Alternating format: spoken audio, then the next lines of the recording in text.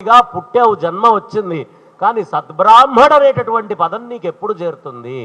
సద్బ్రాహ్మడు అనేటటువంటి పదము ఈ విద్య, ఈ చంద్ర విద్య కానీ, ఈ ఆత్మ విద్య కానీ, ఈ జగత్తులో ఉండేటటువంటి విద్యలు ముఖ్యమైనటువంటివన్నీ కూడా తెలుసుకొని యజ్ఞయాగాదులు అనేది సక్రమంగా చేస్తూ శరీరము లోపల బయట యజ్ఞము చేయడానికి నీ మెడలో వేసినటువంటి యజ్ఞోపవీతం పుణ్యమా అని నువ్వు బ్రాహ్మడివయ్యావు, సద్బ్రాహ్మడివయ్యావు.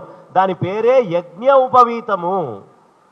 కాబట్టి యజ్ఞాలని ఆచరించు. అన్నం తింటం ఒక యజ్ఞం, జ్ఞానము అనేటటువంటిది ఒక యజ్ఞము.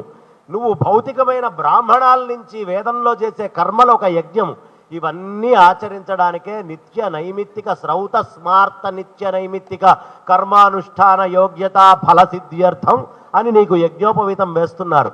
కాబట్టి నిత్యమైనటువంటి సంధ్యావందనాదుల్ని ఎప్పుడూ బ్రాహ్మడు వదిలిపెట్టకూడదు.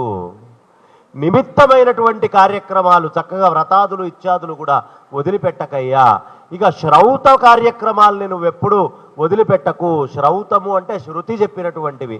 శృతి ఏమేం చెప్పింది? బ్రాహ్మణ ఆరణ్యక ఉపనిషత్తులు చెప్పింది. అంటే కర్మని, ఇంకొక విధంలో జ్ఞానాన్ని, రెండిటినీ ఓ చక్కటి పదునుతోటి తీసుకెళ్తే నువ్వు సద్బ్రాహ్మడి అవుతావయ్యా. నీ బ్రాహ్మణ జన్మకి చాలా సార్థకత. అందుకనే జంతూనాం నరజన్మ దుర్లభం అత పుంస్త్వం తతో విప్రత. బ్రాహ్మడై పుట్టాలి అంటే చాలా అదృష్టం ఉండాలయ్యా. జంతువులలో నరజన్మ రావడమే చాలా కష్టం. ఎంతో కష్టపడితే తప్ప నరజన్మ రాదండి. ఒక్క క్షణం ఆలోచించండి.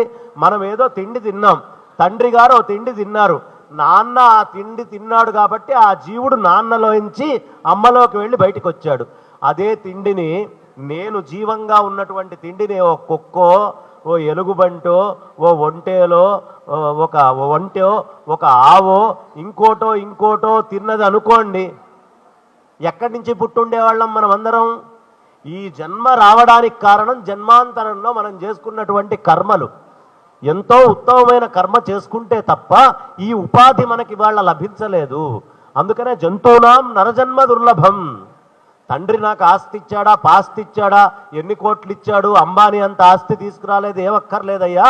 ప్రేతంగా పడి ఎక్కడో తిరుగుతున్నటువంటి నీకు ఉత్తమమైనటువంటి మానవ జన్మనిచ్చాడు. అంతకంటే ఏం కావాలండి? తల్లిదండ్రులు ఏమివ్వాలి? అంతకు మించి ఏమీ ఇవ్వక్కర్లేదయ్యా. నీకిచ్చినటువంటి ఈ ఉపాధితో ఆ నిజాత్మతత్వాన్ని, పరమాత్మని పొందేటటువంటి ప్రయత్నం చెయ్యి. ఈ ఉపాధి అంత గొప్పది.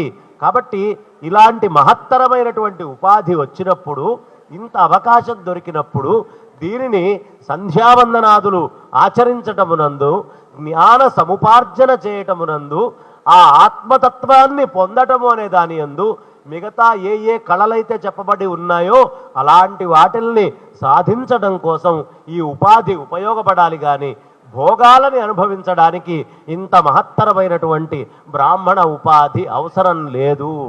బ్రాహ్మణ ఉపాధి వచ్చిందే జ్ఞాన సముపార్జనకి, ఆత్మతత్వ వివేచనం తెచ్చుకొని మళ్ళీ జన్మ లేకుండా ఉండేటటువంటి స్థితికి వెళ్ళటానికి బ్రాహ్మణ ఉపాధి వచ్చింది. కానీ వేరే ఇతరమైనటువంటి దానికోసమో భోగాల కోసమో కాదు.